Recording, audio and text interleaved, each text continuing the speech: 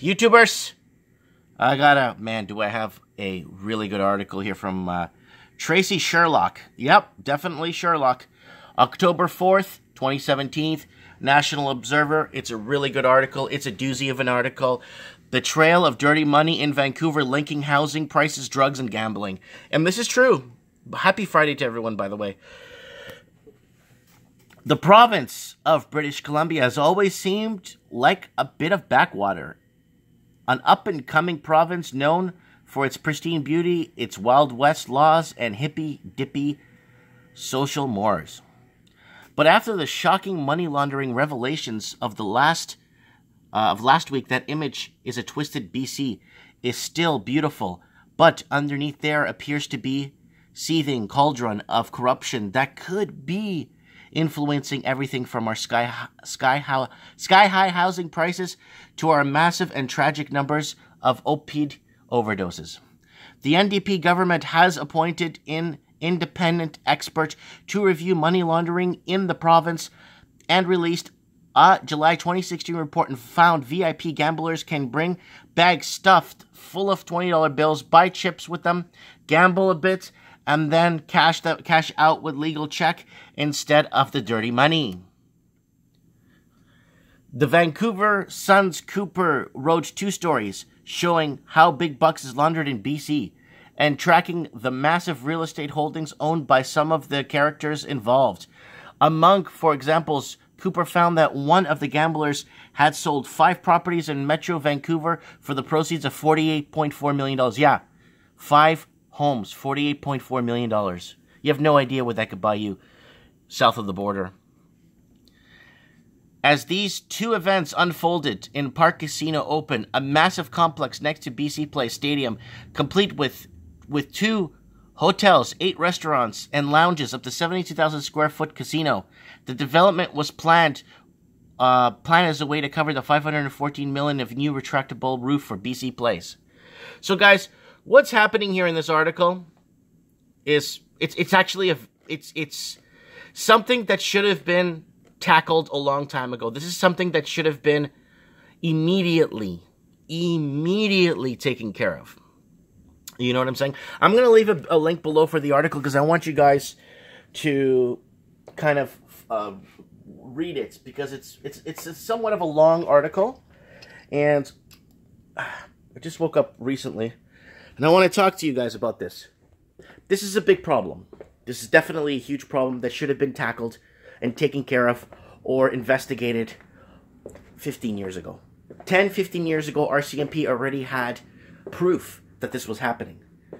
But why was it allowed to proceed? I think, in my opinion, it was allowed to proceed because economically, the province of BC mines are closing, soft lumber's getting shut down and being, I don't know, just renegotiated and stuff, and playing with people's futures. All the mills are having problems now, things like that. And I'm thinking, in my opinion, that having corruption come through, having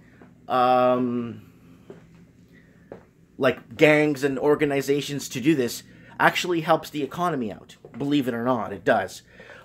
I think it does. And with a lot of the politicians turning a blind side to it, it allows to prop up an unhealthy, false economy. And you can look at it by looking at our housing market. Our housing market is a propped up, enormous bubble. We're talking about a bubble the size of the moon. That's how overly big it is, overly exaggerated. But the investors that bought these homes, do you think they care if the housing prices crash? No, because they've already sold and flipped those homes 10, 15, 20, 30 times, or used money in a casino bring money, basically, clean it in a casino, if that's the situation that you saw there. And that there's other ways of doing it, but that was one way they were doing it, right? People aren't layering money anymore through a company. Layering is money laundering through a company where you basically put money, layer it slowly, pay your taxes and stuff. People aren't doing that anymore because it's too long and the percentage returns are low. So what they've been doing is they've been finding ways to crack our system. Now, What government, I think, needs to do, in my opinion, is look at a mirrored situation. A mirrored situation. What would happen if Canadian people went to these countries that are doing this to us and did the same thing? They have to look at those options too. They just can't say, well, it's Canada, we gotta, this and that, and yeah, because how does that look to the rest of the country? That is the question. Now, okay, fine. But do a mirrored comparison where, okay, if 10 of our people went there and pulled the same stunt in their country, what would happen to them? So they would look at what would happen with their laws and then basically prosecute the people here with the same laws, just to make it fair as a two-way. So it's a two-way in and out. It's like the same. It's both ways. So this way, we don't prosecute people under Canadian law by outsiders committing crimes in our country. So I want to know what you guys think about that, because it's ruining the Canadian proper's future to lay roots, start a family. The entire country is falling behind. The entire country is falling behind on having kids.